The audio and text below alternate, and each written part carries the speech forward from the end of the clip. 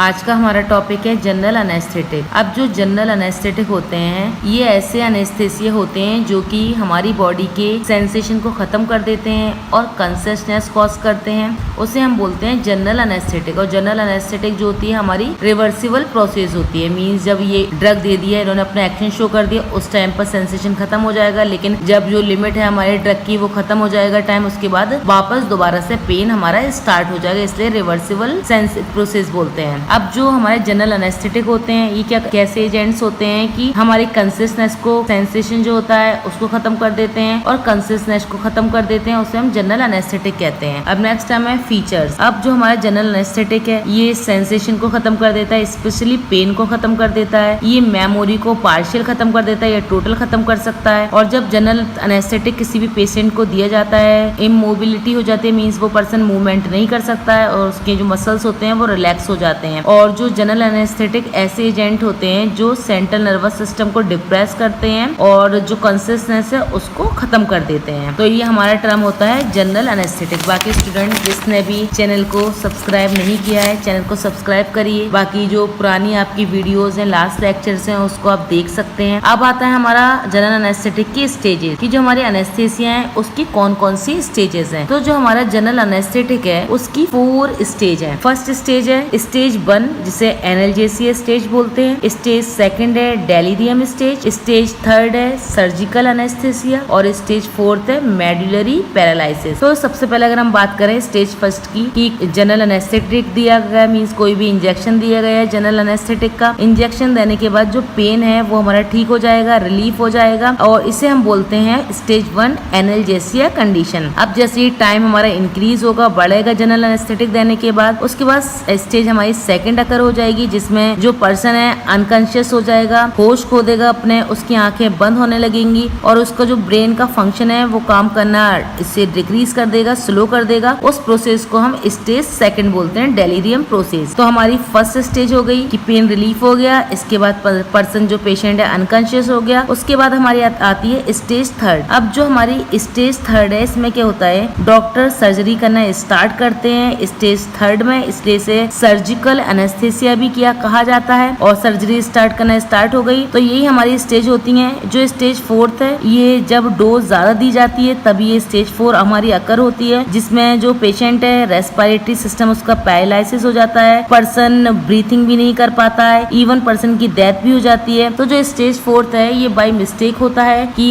ज्यादा डोज जब general anaesthetic की दे दी जाती है तो स्टेज 1 भी कंप्लीट हो गई, स्टेज 2 भी कंप्लीट हो गई, स्टेज 3 भी कंप्लीट हो गई, लेकिन बाय मिस्टेक 4th स्टेज में जब ड्रग डोज ज्यादा हो जाती है जनरल एनेस्थेटिक की तो जो पर्सन है उसकी डेथ हो जाती है बाय मिस्टेक, तो इसलिए इसे मेडुलरी पैरालिसिस भी कहा जाता है। अब हम बात करते हैं क्लासिफिकेशन ऑफ जनरल एनेस्थेटिक। अब जो हमारा जनरल एनेस्थेटिक का क्लासिफिकेशन है 3 टाइप में डिवाइड है, inhalation general anaesthetic, intravenous anaesthetic, basal anaesthetic. अब जो इनहेलेशन एनेस्थेटिक है 2 टाइप में डिवाइड है, गैसेज और सेकंड वोलेटाइल लिक्विड्स। जो गैसेज है इसमें आ जाता है हमारा नाइट्रस ऑक्साइड और जो वोलेटाइल लिक्विड है हमारा इसमें सबसे पहले हम बात करेंगे हेलोजिनेटेड हाइड्रोकार्बन आएगा, इसमें हमारा क्लोरोफॉर्म आ जाएगा, हेलोथेन, एनफ्लूरेन, आइसोफ्लूरेन। सेकंड हमारा आता है वोलेटाइल लिक्विड में ईथर में हमारा आ जाएगा डेस्फ्लूरेन, विनाइल ईथर। अब नेक्स्ट हमारा आता है एल्कोहल में आता है ट्राइक्लोरोईथेन। ये हमने बात कर ली वोलेटाइल लिक्विड की। अब हमारा आता है इंट्रावेनस। अब जो इंट्रावेनस होते हैं ये भी 2 पार्ट में डिवाइड है, फर्स्ट है बारबिचुरेट और सेकंड है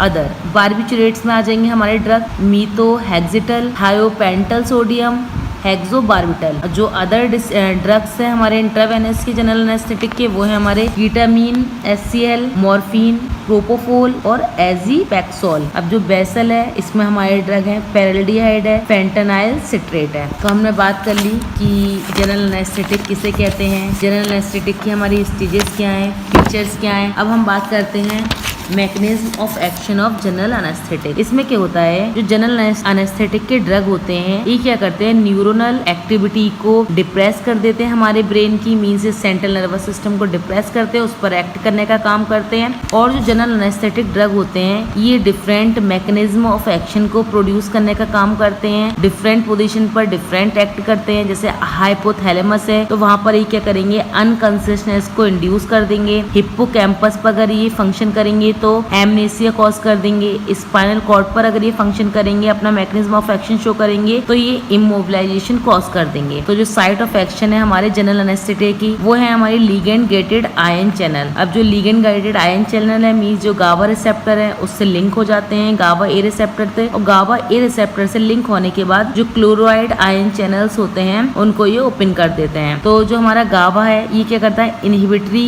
न्यूरोट्रांसमीटर होता है हमारे ब्रेन में, जिसे हम गाबा कहते हैं। और जो हमारा जो गाबा रिसेप्टर है ये दो टाइप के होते हैं, गाबा ए और गाबा बी। और ये हमारे क्या करते हैं, जो क्लोराइड आयन चैनल्स होते हैं, तो गाबा ए जो भी हमारा ड्रग है गाबा ए पर बाइंड हो गया, तो जो क्लोराइड आयन चैनल्स होते हैं हमारे उस पर लिंक हो जाता है हमारा जनरल एनेस्थेटिक। तो ये हमारा डायग्रामेटिक बेस में है कि हमने ड्रग हमने जनरल एनेस्थेटिक दी, ड्रग देने के बाद हमारी गाबा पर अटैच हो गई, बाइंड कर लिया। ये हमारी बाइंडिंग साइट होती है गाबा की, मींस गाबा ए रिसेप्टर की। तो ड्रग हमारा एनेस्थेटिक बाइंड हो गया, गाबा ए रिसेप्टर पर बाइंड होने के बाद क्या करेगा, जो क्लोरीन हमारे आयंस होते हैं, क्लोराइड आयंस होते हैं, वो हमारे अंदर से मींस जो आउटसाइड है, बाहर से सेल के अंदर जाना स्टार्ट हो जाएंगे। इसमें यही है कि ये हमारी नॉर्मल कंडीशन की बात करें हमने कि जनरल एनेस्थेटिक दिया, ये हमारा जो जनरल एनेस्थेटिक देने के बाद जनरल एनेस्थेटिक क्या करता है, जो गाबा हमारा होता है उसकी एफिनिटी को बढ़ा देता है। गाबा की एफिनिटी बढ़ जाती है टुवर्ड्स गाबा ए रिसेप्टर। जब उसकी एफिनिटी बढ़ जाती है तो हाइपर पोलराइजेशन होता है, और हाइपर पोलराइजेशन होता है तो जनरल एनेस्थेटिक का इफेक्ट प्रोड्यूस हो जाता है, उसे हम बोलते हैं मैकेनिज्म ऑफ